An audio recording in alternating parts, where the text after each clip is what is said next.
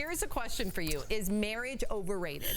Why aren't people getting married anymore? A new Pew Research poll found that 2 in 5 young adults think marriage is an outdated tradition. Marriage rates are at their lowest right now. Is marriage really even worth it? More than half of marriages end in divorce. If you get married, you have to be stuck with this person for the rest of your life, right? That's why you get married. So that's why it's declining. Why would you get married if you want to have just one partner when you can have multiple? Marriage is stupid. Welcome to the Married AF podcast, the greatest marriage and relationship podcast on the planet. Self-proclaimed. I'm calling it here. We're ready to go.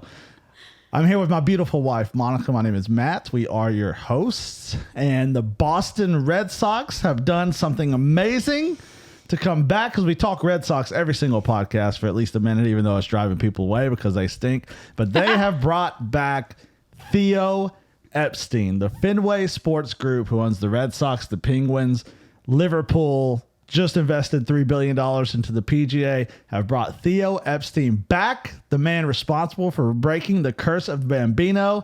I don't know what's going to happen. I don't know what this means, but the Red Sox are back. At least I think so. I'm so happy that you have I am so excited. Mentality for it. It's always just going to let you down. Red Sox are good at letting you down, but that's okay. I'm just so pumped and I'm so happy because I think finally, after an off season that has just been pitiful, like I'm not even super excited for baseball season, and pitchers and catchers report in less than 2 weeks. Not even excited because I haven't done squat. Hey, you need pitching? I don't need pitching. Hey, you got one of the best pitchers in baseball who's a free agent who moved to Boston this past summer or this past offseason because his wife is a medical student and has everything going on there. He's just begging to be signed by the Red Sox. They're like, nah, we're not interested. We're not going to. We'll give you like a 1-year deal for $8 million, even though you're worth like $5 for $100 million. We're not going to do it just because we're the Boston Red Sox. So, but Theo's back. I'm so excited. It's a good day. It's a great day. It's also another good day because we have a treat. Because we have found something that's just hilarious and amazing and awesome. First one we have is the New Testament for Gen Z. And the Bible is the greatest book ever, and I love it. We read it every day. But the New Testament for Gen Z, essentially it has translated the entire New Testament, because you have like the King James Version and the NIV and the NLT. And you have all these different versions. And this isn't an official version of the Bible. However, it's been rewritten for Gen Z. And it's incredible. And then you also found the book of Psalms for Gen Z, which is amazing. And to read this stuff as Gen Z, whenever I first found it, I read it. And you and Cashman knew exactly what I was talking about. But it's wild. So you only knew what it was saying because you knew the original. I knew the story. Different version. And what I found was it was the Gospels, and it was essentially 50 stories told like as if it were Gen Z. It wasn't verse by verse scripture. You have found actual scripture, and scripture. It's amazing. So every single podcast, we are reading the Bible by Gen Z, just a little snippet because it is so incredible. And today I got to start with Psalm 23 because we just got the book of Psalms came in today. And Psalm 23, a lot of people, this is the most famous, not the most famous, but one of the most famous scriptures. It's it's what your grandmother had in needlepoint in her dining room, stitched out, and reading it, the Gen Z version. So the regular version, the Lord is my shepherd. I have all that I need. He gives me rest in green meadows. He leads me beside peaceful streams. He renews my strength. He guides me, walk through the valley shadow. That whole verse of scripture. This is it. By Gen Z. Wait, can we explain what Gen Z, like the generation, what is the age for Gen Z? Do we know those exact dates? I don't know the exact dates. I'm going to find it for right now for you. I know that it's after millennials, and we're considered millennials now. I know we're early style millennials. So it's whatever's after us. It's that next generation. And I don't know what the years are. Gen Z years, born between 1997 and 2012. So these are. So our son is on the tail end of Gen Z. Yes. So this is anyone from 11 to 26 12 years old to 26 years old. Mm-hmm. But this is Psalm 23 interpreted by Gen Z. The Lord's my main influencer. I'm all good, not wanting for anything. He's got me chilling in lush fields. leads me to the sickest chill spots by calm waters, refreshes my soul, guides me down the lit paths of repping his name. Even though I'm walking through the darkest vibes, I fear no bad news. For you are with me, your rod and staff, they comfort me. You prep a feast for me right in front of my haters. You hook me up with crown my head with blessings, my cups spilling over. Goodness and love will follow me every day of my life, and I'll be chilling in the Lord's house like forever. It's so great. And it is so funny because I'm learning what it says, but you can just flip to anything. Listen, my favorite's the one about Mary. Well, see, and that was the Gospels by Gen Z, and I'll put that. Tune in next episode. We'll read the Gospels by Gen Z. But even just go into, the book of John, the Gospels, and I read this one to you earlier. And this is John chapter 4, verse 47. And we'll go a couple verses. It says, when he heard that Jesus has come from Judea to Galilee, he rushed over to him and pleaded, "Yo, come down and heal my son. He's about to kick the bucket." Then Jesus dropped some truth bombs on him, saying, "Unless you see some mind-blowing signs and wonders, you ain't going to believe squat." But the nobleman's like, "Sir, please come down before my child dies." And Jesus was like, "Nah, man, you can bounce. Your son is alive and kicking." And the guy actually believed Jesus' word and went on his way. As he was walking back, his servants met him and spilled the tea, saying, "Guess what? Your son is alive." It's so funny. But that's the New Testament by Gen Z. And it's so hard to read that and not just laugh. And again, I don't know who's putting this out. I mean, this one says it's by Broseph Smith. The other one is Clifford M. Kahn. I don't know. And it's definitely not, dead on. But it tells the story. And Gen Z, I think, would read it and be like, they understand it. I know exactly what they're talking about here. Instead of the King James Version that can be so difficult to read sometimes. Listen, even some of the other versions, if those were out when we were kids, it'd probably be, "Oh yeah, we know that story."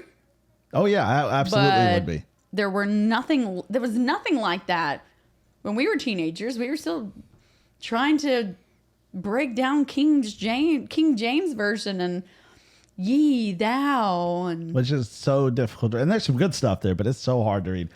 But I think if you give something like this, if I more would have kids had are going to that, read that and be like, "What in the world?" In the words that we would say when we were coming up, it's so hilarious to listen to. You would understand it. I love it. I love it so much. I think it's fantastic. I can't stop reading it and just kind but of it's giggling. hilarious. It's so funny. So every episode, we're going to read something from the New Testament of Gen Z. We're going to read a psalm per episode. I don't know what it's going to be, but we got to do this every single time. I've literally it's so been fun. picking up that Bible every morning, getting the kids ready for school, and just going to town on wherever I open, reading. And I have to make all of y'all listen to everything that I'm saying just to see if you understand. You don't, but you know the story that I'm explaining. As I say, if you know the stories, it's especially good because you're like, "This is crazy sounding." But yeah, that's exactly what they're talking about right there. Different way of how so to we need Proverbs by Gen Z, and we need the Old Testament. Totally need the Old Testament. I mean, Revelation is going. I've got to sit down and just read. I can't wait to break Revelation. It's that going to be open. Amazing. So, but I want the Old Testament because what I want to kind of talk about today kind of comes from the Old Testament in a way. Because in the 1 Year Bible, it was a couple weeks ago. I'd like to do the 1 Year Bible. We were finishing up Genesis. We're talking about the story of Joseph, and that story is one of my all-time favorites in the Bible. The whole story of Joseph and from where he was to where he ended up and just everything in between. As I kind of broke it down, I was thinking, all right, this is my favorite story.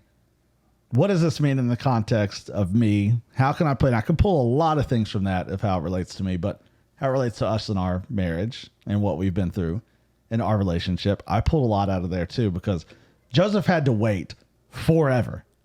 Like he waited and waited and waited for so long just to get those promises fulfilled. And when I look at us, there have been times where each of us at different times and different levels, we have waited for the other one so much. So explain that a little more.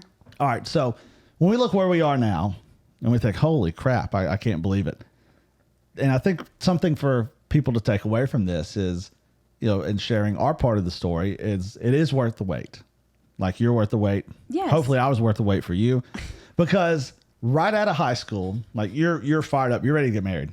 I didn't want to go to college. I just wanted to be married. Like, immediately you were ready. All right, we should get married. We're 18 years old. I'm still a senior in high school, but who cares?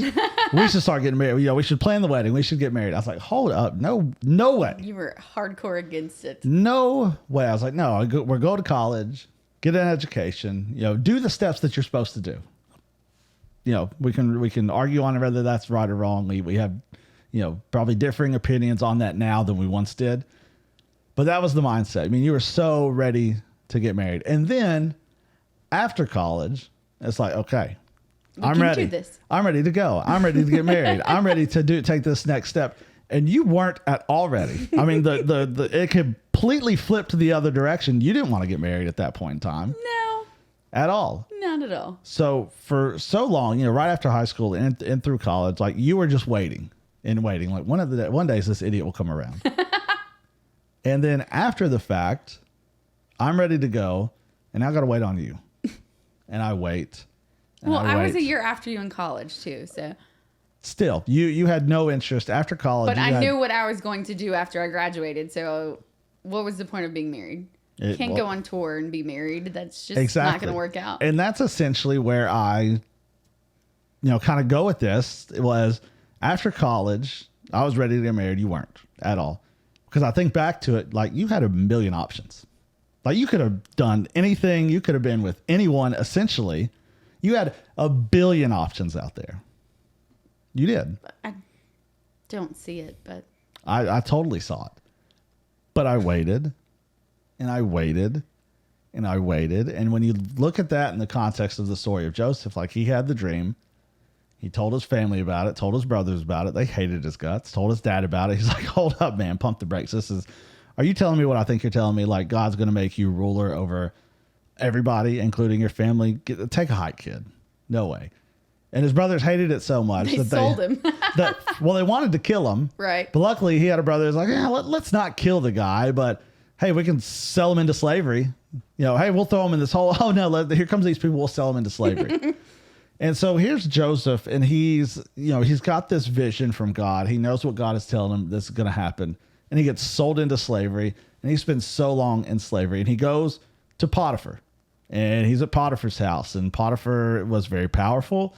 He loved Joseph. Like, Joseph's the man. Like, he does everything. He is beyond anything I could have ever expected. Problem is, Potiphar's wife felt the same way about Joseph. Bible even says that Joseph was a decent looking dude. He's a good looking man. And Potiphar's wife loved her some Joseph.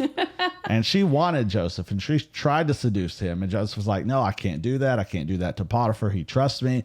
I can't do that to God. I'm not going to do it, until the point where eventually she yanks his clothes off completely. And he's like, no. And she screams and is essentially kind of turning the tables to get him in trouble. She's like, if I can't have him, nobody else can have him either. Exactly. Look what Joseph tried to do to me. He tried to take advantage of me, and he ran out the window. So they catch him. Potiphar's furious at the situation, throws him in jail. So now he goes from, hey, he's had this vision. He's had this dream. God's going to do this from him. Sold into slavery, away from his family, put into jail. And he's in there with two of Pharaoh's main guys, the chief baker and the cupbearer. And he's there, and they have these terrible, they have these dreams. They're worried about it. So they go to Joseph. Joseph's like, God can interpret those dreams. What were they? And he tells them exactly what happened. Sure enough, exactly what happened. And they're like, the cupbearer is saying, hey, you know what? I'm going to tell Pharaoh about you. Like, we're going to get you out of here. All right. And sure enough, that does. And he spends so long in prison until Pharaoh has a dream, and that guy's like, oh yeah, hey, there's this dude in prison. And he comes out, and sure enough, he meets Pharaoh, and Pharaoh's like, this dead on, interprets the dream for him perfectly. And he waited so long for that, and Pharaoh's like, we need someone like him. And like, how about we just use him? And then sure enough, Joseph is elevated to essentially the ruler over everything in Egypt, second command to Pharaoh. And he had to wait so long for that. And there were so many things that happened that would have been easily to say, just give up. And I give up. Yeah. With you and I, you could have easily said, screw this. Like, I'm out. I give up. Same for you. But you didn't. After college, same thing. Screw this. I'm out of here. Not going to do it. But you didn't. But I didn't. Because I knew, now speaking on my level, maybe you didn't, but I knew that this was supposed to happen. Oh, yeah. There was a reason why we are a year apart in grades, grew up in the same area, never like really met each other or knew each other until I was a sophomore and you were a junior. Had the same circle of friends. In the second grade, Matthew Powers, we were on the same Christmas float and did not know it until we started looking back through pictures. When you were a senior, you needed to have the baby picture, for the yearbook. So we were going through pictures with your mom, and I said, wait a minute. That was Miss Kaylee's float in the second grade, my second grade, because my dad helped build that float. That's my dad driving that truck. And your mom said, no way. Sure enough, there's a picture of little Matthew in the third grade on the opposite side of the float that I was on. And never knew it. Never knew it. I just knew the first time I saw you. When I was in the 10th grade, I said, I'm going to marry that guy. And you were right. I did. And I actually kind of felt the same way. Because it was just like, but I boom. didn't think it would be, I thought it was going to be a fight. As in, you were the hottest guy in school and every single girl, whether you want to believe it or not, every single girl in your grade and my grade were completely after you.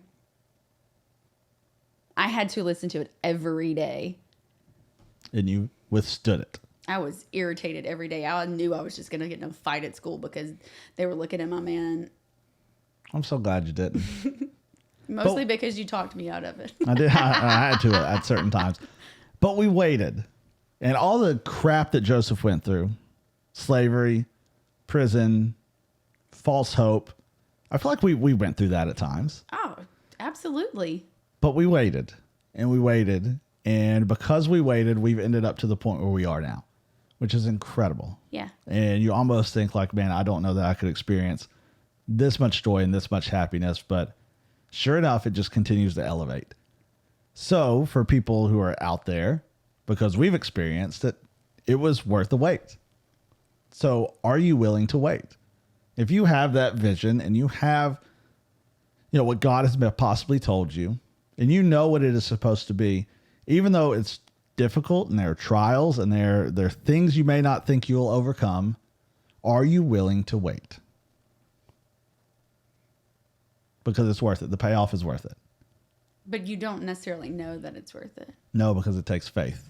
Right. It takes faith in knowing it's going to happen. So one, are you willing to wait? But the second thing, because we both waited and it was difficult times, but we also had to endure. Like Joseph had to endure a lot of stuff and could have quit easily. We could have quit easily, but we had to endure a lot. I mean, you talk about in high school that I'm supposedly the hottest guy in school. I don't agree with that, but you had to endure listening to that, trying to get into fights, this and that. Trying not to get in fights because those girls,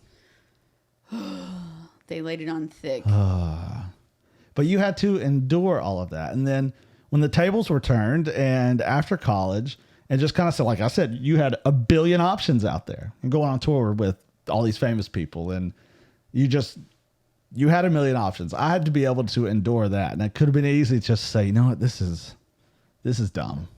I can't do it. But I was able to endure it, and we were terrible to each other. We were. We lied to each other. Constantly. We manipulated each other. We went behind each other's back. It was just awful. Yet we endured. And I don't know about you, but for me, I felt like there are times that, man, I'm like at the end of my rope. Like I can't do it anymore. Oh, of course. Like, the depression of that is real and it's painful. And you really feel like, you know what? I just cannot go on another day with this. But somehow I endured. And I'm sure you did the same, because even after college, and we did get back together, there were times after that where I'm sure you felt like, I can't deal with this guy one more day. but somehow you endured it. Which just kind of leads me to the next point of not only are you willing to wait, but are you willing to endure the difficulty and the trials that come? Because the payoff will be significant if you do. If it is God's will and what he's told you, it will. And we've talked before that, a waiting season isn't necessarily a wasted season. You can let it be a wasted season. You can let it be for nothing, but like now it all makes sense. Oh, absolutely. There's no reason that we needed to do any of the stupid things that we ever did, especially to each other. Oh, yeah. But I know without a doubt now, looking back, in the moment, you do not know the things that you're actually doing to the person because you're just stupid and selfish. There are zero reasons we need to be together right now. Why we should be together. And there were so many times, of course, this is stupid. I'm just done. So over this. I'm tired of being treated this way. Let's just move on. But I don't know why that we didn't. But now looking back, I know because this is where we're supposed to be right here, where I never expected to do a podcast. No. I still tell you all the time to write the book.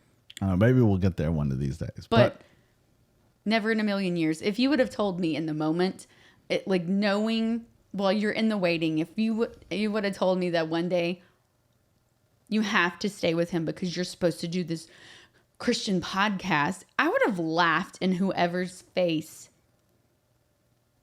Because there was zero Christians anything about how we were living. But I know if we wouldn't have gone through that, this would not be here.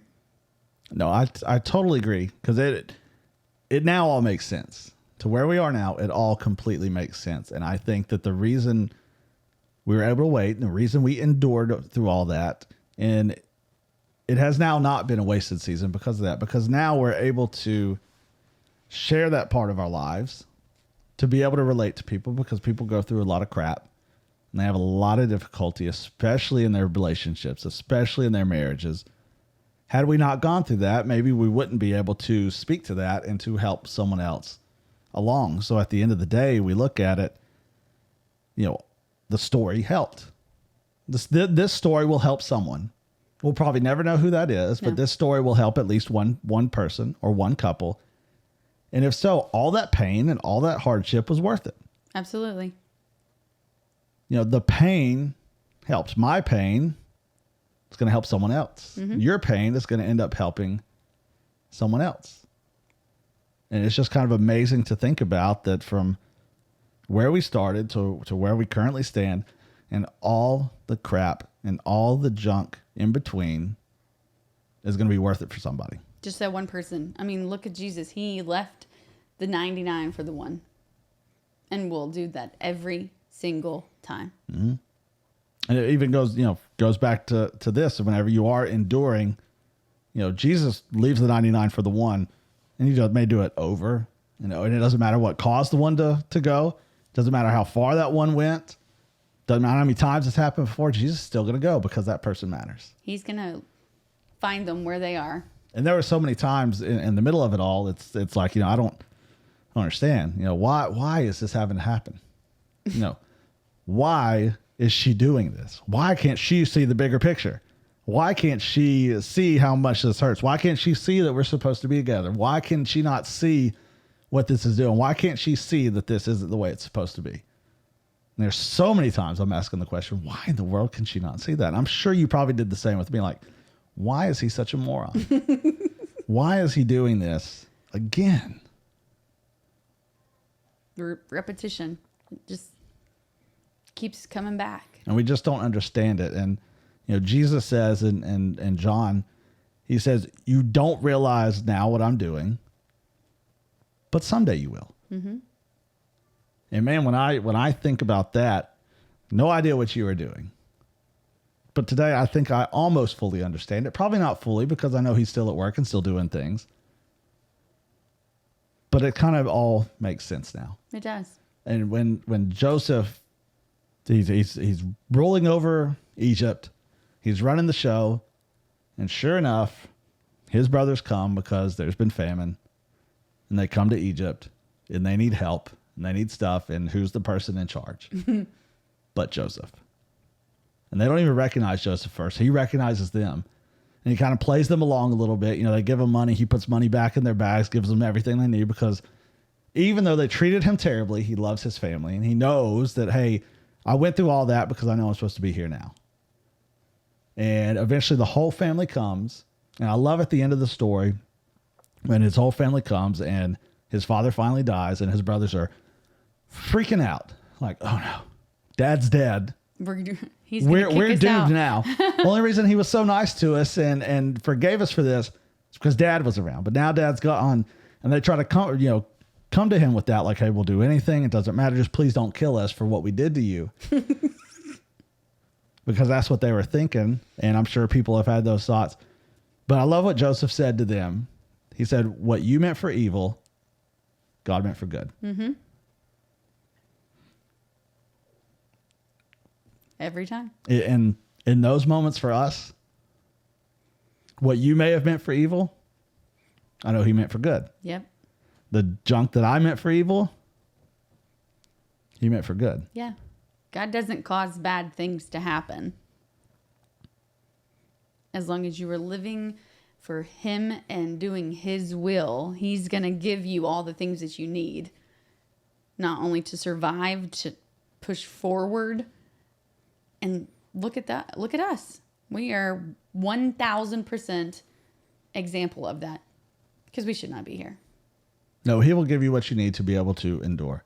Mm-hmm. And I've said it before, but it's, God doesn't come and part the Red Sea all the time. No. But most of the time when it is rocky, he will come and he'll give you the tools you need to build a boat. And the boat may fail, but you won't. That's because he is good. But when you go through that, because we had many different trials and many different things over the years, it's like, all right, well, we got through that one. I know, God, you'll get us through the next one. I know you'll get us through the next one. And it may not always be self-inflicted. There may be some unbelievable thing that happens. I mean, look at the wreck that you had. That was no one's fault, but boy, it was. Well, it was someone's fault, but. Wasn't your fault. Wasn't my fault. I wasn't the dummy who caused anything. Right. But being able to endure that, it just makes me confident that God, I don't know what else is in store because, I mean, you go through different seasons and some are good and some are more rocky, but I know whatever that is. I know I've got someone there that's going to fight with me to the death to get through it. And I know you're going to lead us through it. So whatever it is, God, I trust you to bring us through it. Yes. So it's been amazing just to watch him work in our lives. And I was reading about Joseph. It's like, man, that relates so heavily to us. I'm just so thankful he did. I'm glad you didn't give up on me. Aw, thanks for not giving up on me. I know we should have. Oh, every single time. But we didn't. And I'm so thankful we didn't. Mm-hmm. So it was worth it. Waiting doesn't necessarily suck. All I could think of was True Blood. Waiting sucks. Sometimes it's difficult, but it's worth it. So if you are in that waiting season, I promise it's worth it. Lean on the Lord. Remember John chapter 13, verse 7. You may not understand what I'm doing, but someday you will. Mm-hmm. Just trust in him. You may not get it right now, but someday you will. You want to see what the Gen Z Bible says on John chapter 13, verse 7? Oh, boy. It says, Jesus replied, bruh, you don't get it now, but you will later. Trust me on this. Bruh. So whatever it is, bruh, you may not get it now, but you will later. Trust me on this. Trust me, bruh. Trust me, bruh. So, but that it blew my mind, and it was amazing, and I'm so glad that you made it through. I made it through. That you made it through. That you stuck by me. You endured, and what's come out. Well, it's probably best. I think it is. You make me better. Aw. So we got to go. I think you're just trying to get brownie points now. Nah, I wouldn't do that. Not you. No, not me. But no, we got to get out of here. We are done. Next episode, more of the Gen Z New Testament. Yes. Psalms. Thanks everyone who listened. Tune in for that. If you don't tune in for anything, tune in for that. Maybe it'll lead to something else. But we thank everyone who listens, who watches, and all that stuff. Just keep it coming. Sure. Let's get out of here. God, we love you. We're so thankful for all that you've done. We're thankful for this platform, and we completely give it to you. And whatever you want to do with it, it is yours. Just take it to the ears that need to hear it. And let it just impact at least one. Whoever that is, whoever that one of the 99 strayed, who went away, whatever it is, God, just bring it to them to be able to just enrich their lives and their relationship. And we give you all the credit for it. In Jesus' name, amen. Amen. Play ball.